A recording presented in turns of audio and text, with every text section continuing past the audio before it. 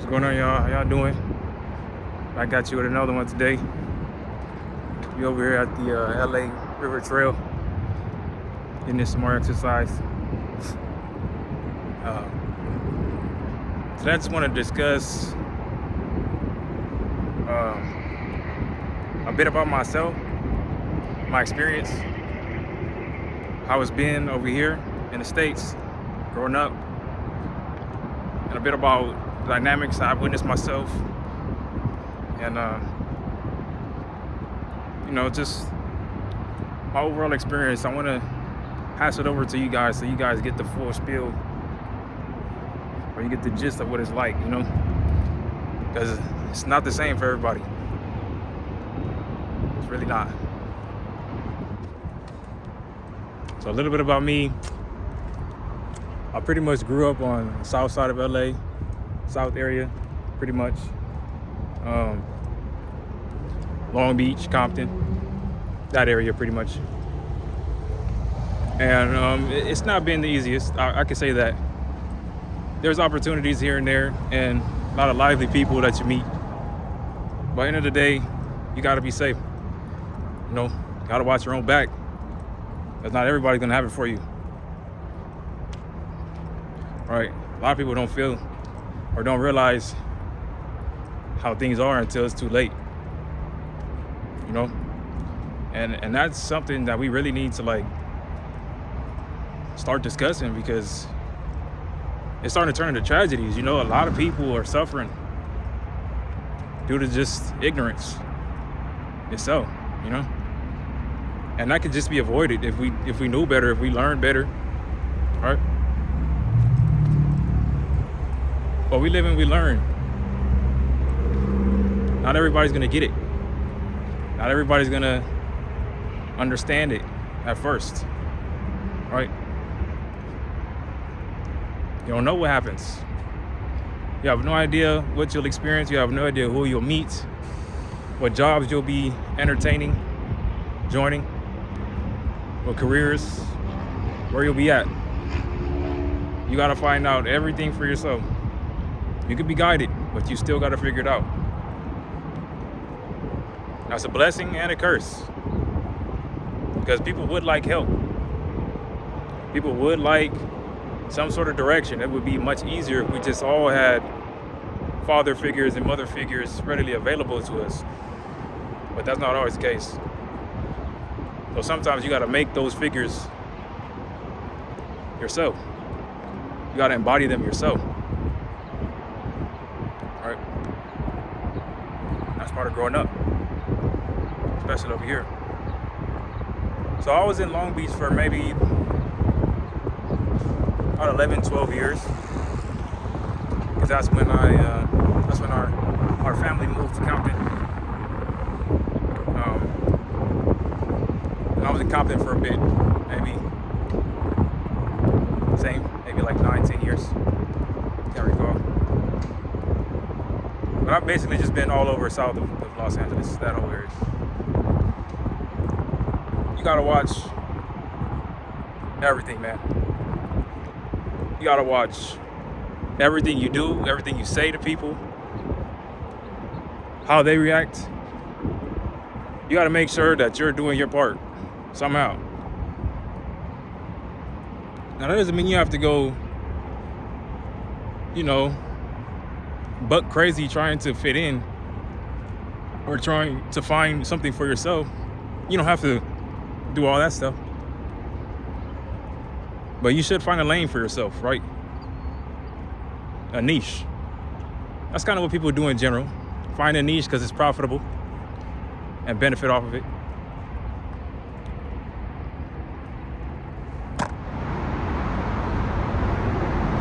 So when you're looking for other people that are like you, that are also light bearers, who want to build their spirituality, who want to meet other high spiritual beings, people who operate on high vibrations, you gotta have discernment.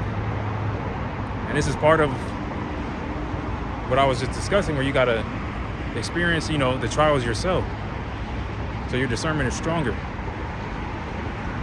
Right? When you really raise that discernment, you can do a lot of things with that. It applies to a lot of things. You'll operate better in a business area. You'll operate better in a management position. You'll operate better just in general because you can discern what's good and what's not, depending on how much you hone that skill. And discernment is not just a solo entity. It's comprised of a lot of different things, right? Experience, suffering, recovery, right? Whatever you've experienced and learned from, it goes back to your discernment. And that's based on your truth too. Whatever you believe in influences your discernment. Whatever you believe in strengthens your discernment. And there's an inherent belief system that we should all try to emphasize, but like I said, there are a lot of deceitful people, manipulators. And so in the early stages, I can understand why some people don't really have a high or strong discernment, right, from an early age, if you're not careful. Some are luckier, right? I guess you could say the luckier ones usually end up anointed. But it's more about what you decided to do in your life, choices you make. And we all make different choices. There's no singular way to do things. There's always another way to look at things.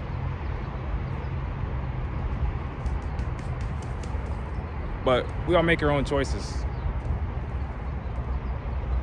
It's best to be influenced by people that you aspire to. But like I said, even that's hard to come by. See, it's not everybody's for you. Anyways, gotta protect that energy. So in this modern day and age with technology, right, the spiritual stuff gets more intense. They say in the past it was more just word of mouth, more just gatekeeping on a social level, on a surface level. But see, when you incorporate technology, you really intensify things, right? And that's kind of what the newer generations have to experience. Got to see firsthand what that's like to be targeted or to be attacked on more than just a social level. You know? I don't think everybody can experience that. You know, there are a lot of people who just can't deal with that. And they get scared, and you know, they get locked to fear. If you know anything about this country, that's one thing that's in place for sure, whether you realize it or not. So fear becomes the mechanism that keeps a lot of people in place. It makes them, if you're not careful, an enabler to the system. What an enabler is basically somebody who's not aware of the dynamics, but is actively participating in them, either consciously or subconsciously. Usually subconsciously. Based on whatever you're doing, they probably have you locked through a job or through a group, you know, friend group. Somebody knows something.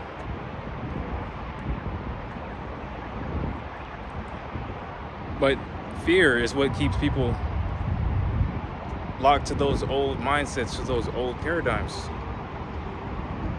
They don't understand that it takes their agency to break out. It takes their agency to mitigate themselves in the situation. All right? In order to free yourself from it, you have to start to build something for yourself. You know, whatever it is that you're passionate about, whatever it is you aspire to do, you want to try to turn that into something. That's a way out. A way to learn some truth. The truth is power, bro.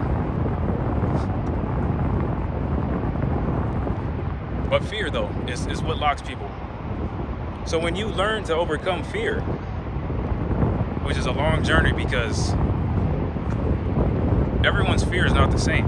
Everybody has fear that's probably compounded upon, right? There's probably a fear that you have that's beneath another fear on top of that. And if you don't know the original, you just think that you only have the one on top or the ones on top. So you gotta get to your origins. You gotta find yourself. You gotta become self-aware, self-sufficient. Start learning about yourself, learning wisdom. Start paying attention to your life, to everything you do on the daily. Like, what things do you consume? Where do you go? You know? Every day. That's a part of your personality.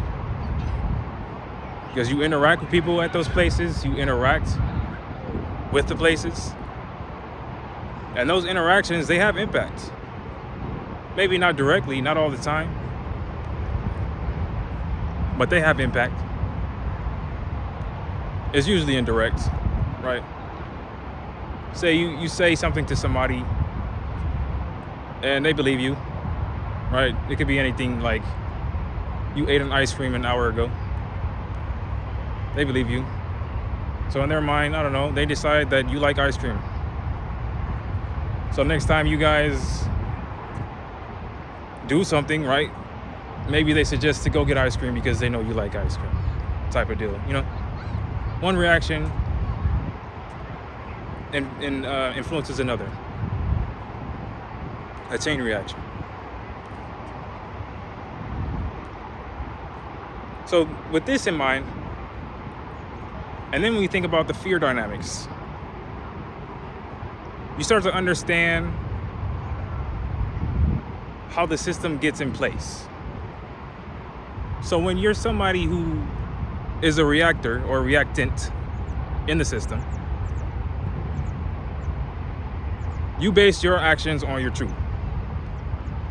So unless you are somebody who is a very truthful person, or somebody who lives on their truth, your actions can change a scenario entirely, right? If you were to do something in complete deceit and not tell anybody about it, you're definitely going to cause some reactions, right? Reactions that are usually not positive. So that's why it's best to be a truth liver, to just live in your truth. So you don't have to worry about that in general. But see, when you're not careful, you don't have that discernment, you can get something in there early that you didn't notice in that system. And then it influences your own internal system. And if you let it go, if you never notice, if you let years pass, it locks in there, man. Until it does something. Until it shows its ugly head to you. This destroys people, man. Simple stuff like that. That's why you gotta be careful. You don't know what you could be doing, man.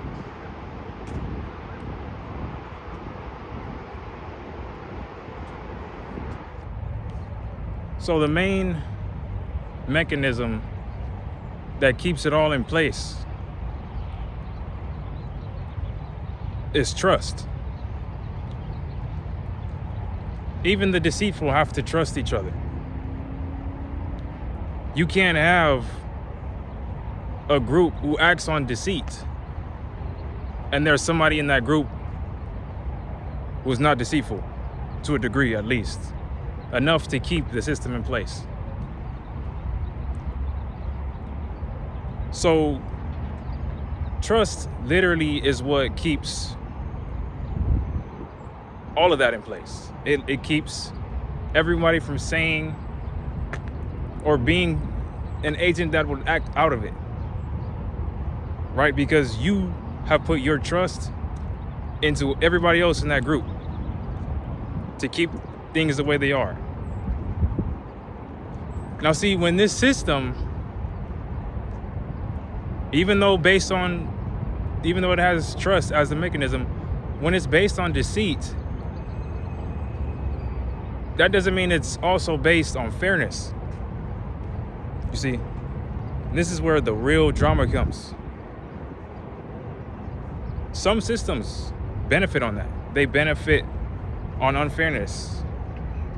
They benefit on the fact that one or something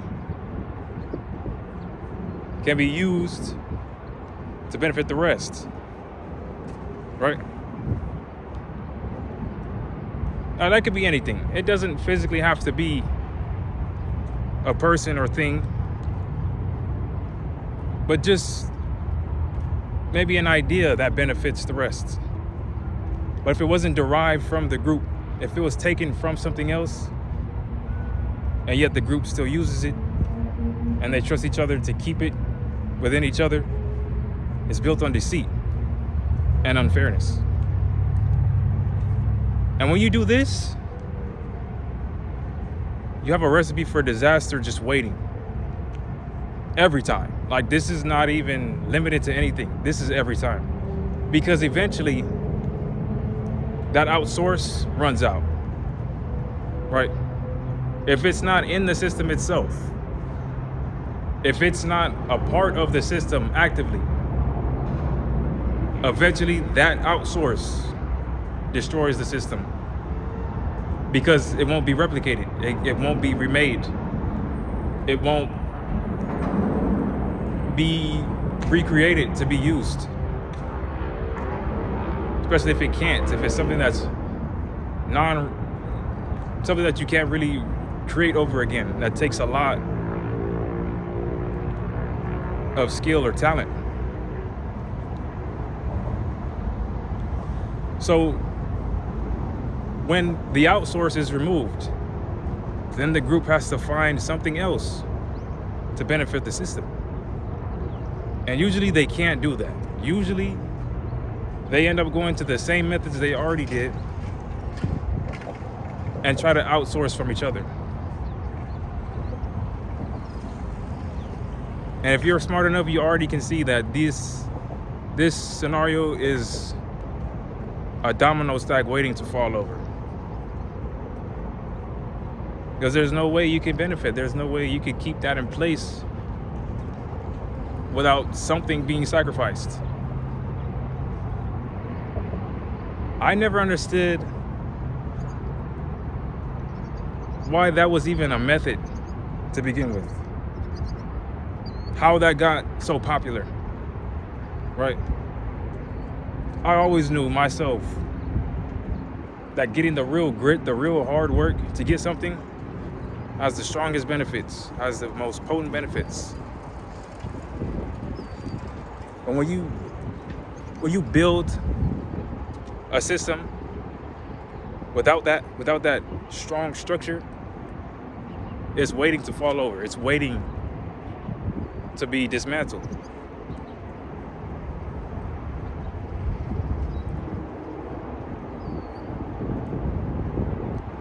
And it happens in the long run,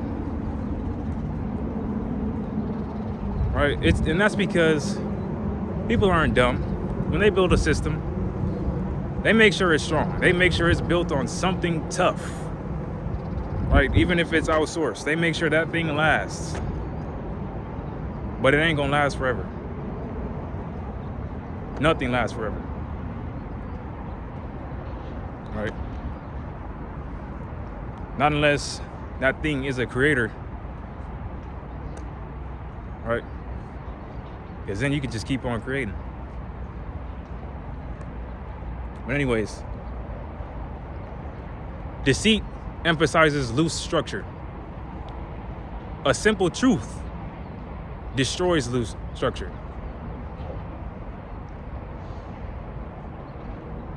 Right? I mean, one truth can destroy an entire structure if you really think about it, because it's undeniable.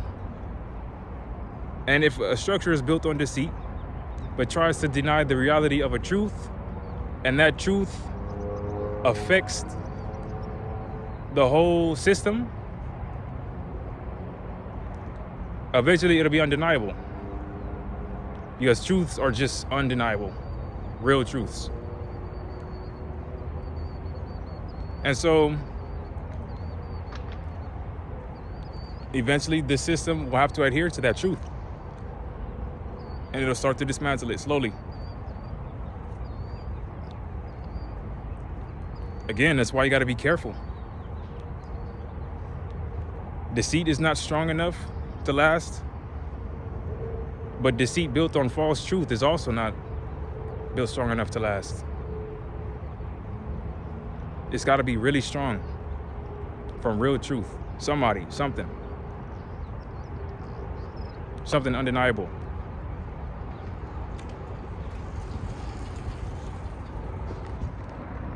So usually these outsources for truth are injustices. They usually show up as somebody not aware early on who learned something, but others know that they could benefit off of it.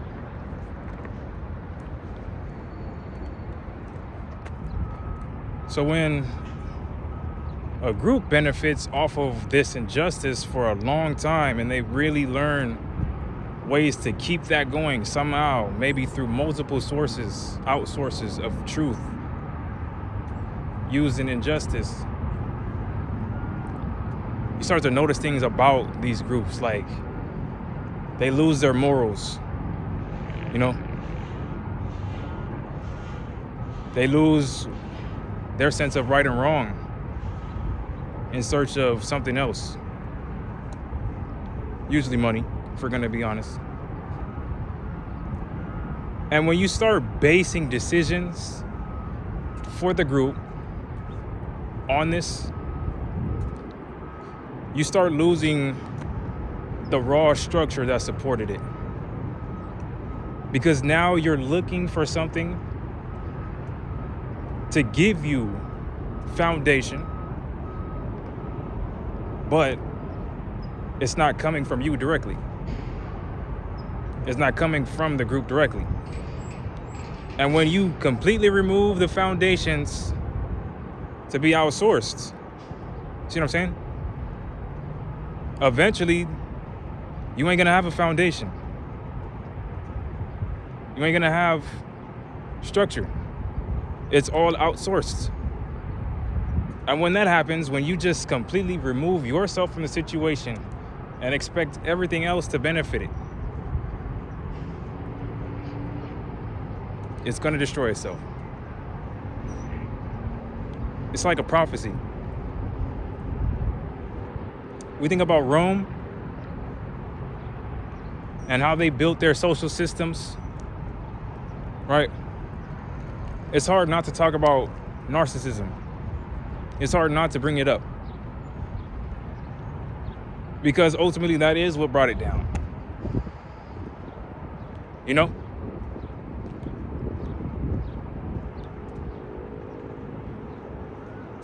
We have to discuss that because it's what the system is built on. And if we think about it, our society resembles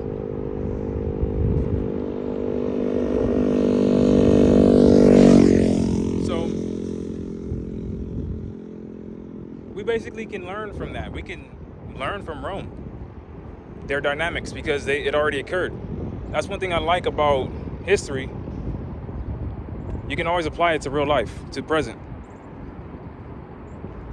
because it usually derives meaning somehow. But anyways, narcissism, right, is dangerous in a social system. Okay? Now, if you think about what narcissism is or what a narcissist is, just think about somebody who literally operates on deceit only. They completely outsource everything to other people, if possible. See what I'm saying?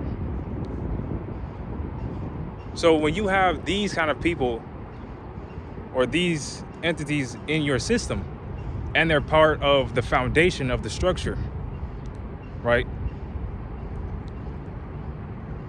You have an agent who's outsourcing everything. Now, unless they can just do this for life, which is unrealistic, if we're being honest, eventually that foundation is not going to be strong enough to keep itself going. Eventually, it's going to fall. It's going to falter. Something is going to cause it to slip up. Right? It's just natural. Now, when this entity is the leader of this system, is the leader of an organization, you can already tell where this is going. That leader is outsourcing all of the foundation outside of himself. And this is dangerous. This is dangerous because that system is just waiting. It's just waiting to fall. And everybody in the system knows it. Right? They know it. Like, especially once you can tell, like, as agents in the system that are built on truth or operate on truth, and you see that the leader is not really putting in their own truths, they're not really putting in their own agency, you know eventually it's going to topple because there's no there's no defined structure.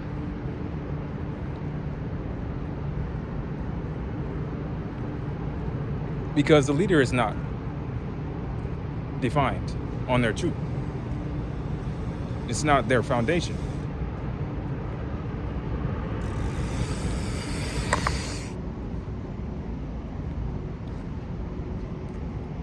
So leadership is best suited for somebody who literally lives in truth. Somebody whose foundation is built on their wisdom, who have learned how to embody this wisdom, how to carry themselves, how to do many things with it, right? Many talents. So when this is your foundation, it's really potent. It's really strong.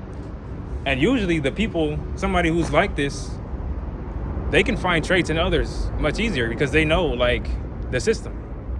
They know how to find it. They can tell because they learned it themselves. They know how they've learned their own traits. So when they look at somebody else, when they look at their partners, their coworkers, they can tell what they got, what traits they got.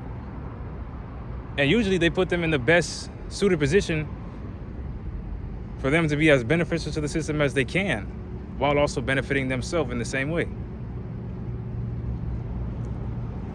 It's a great thing about great leaders.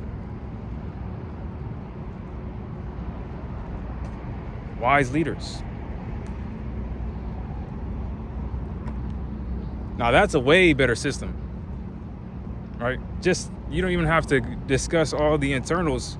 You know philosophically that that's really good because it has a really strong foundation and it doesn't have to outsource. It comes from within. A creative system. Powerful. A godly system.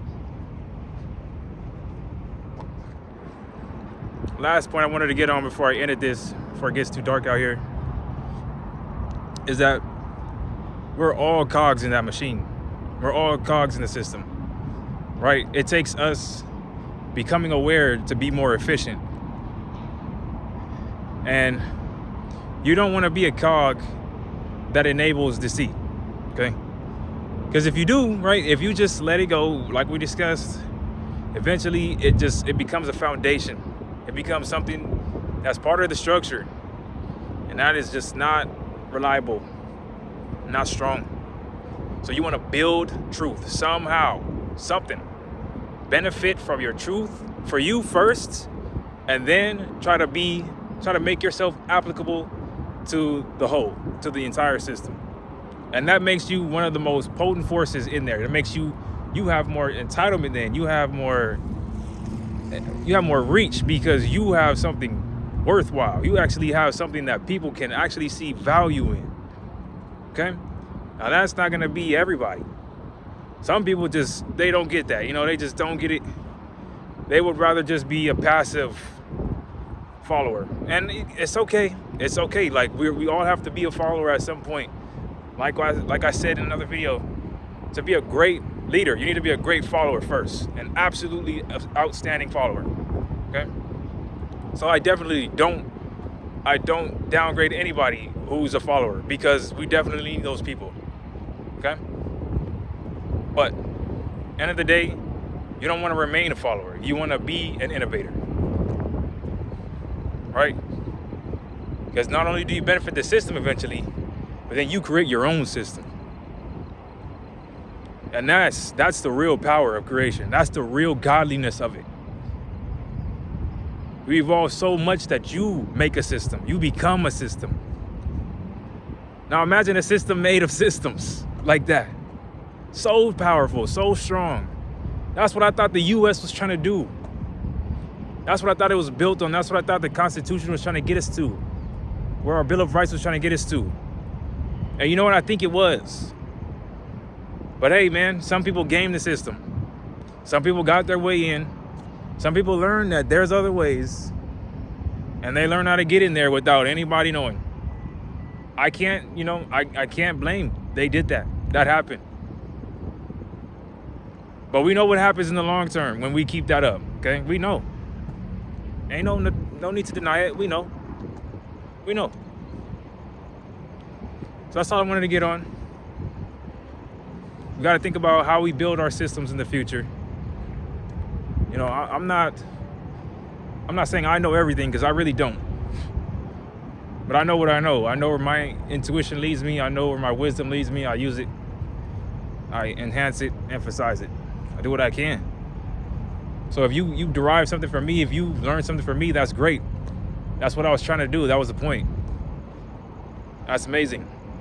I hope you learned your own way now. You learned how to find things for yourself because of that. I hope you learn to teach someone. Anyways, thanks for listening, guys. Again, I like having these discussions. I like letting my mind out with ease. I like being genuine, being authentic. It feels nice. It gives me energy. I just like doing it. I hope you guys do too. I hope it's infectious. Anyways, thanks. Love you guys. And peace out.